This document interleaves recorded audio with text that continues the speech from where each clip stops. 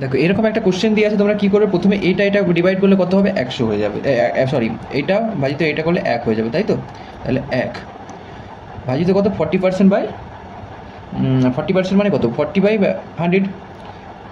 এটাকে কাটাকুটি করলে কী হবে, 2-এর 5, তাই তো?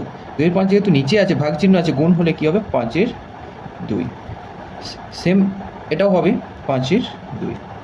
তো এটাকে আমরা লিখতে পারি এখানে 425। তো এখানে পার্সেন্টেজ আছে, পার্সেন্টেজ করার জন্য আমাদের নিয়ম কী আছে, 100 দিয়ে আমরা গুণ করে দেবো, ঠিক আছে? 25/4 ইন্টু 100%। এটা কী করবে, এটা কত হবে, 25, তাই তো? 25 ইন্টু 25 কিতনা হতে, 625%। অ্যান্সার কী হলো তাহলে, অ্যান্সার বি হচ্ছে রাইট অ্যান্সার। ঠিক আছে, এরকম ভিডিও পেতে আমাদের চ্যানেলটা সাবস্ক্রাইব করবে।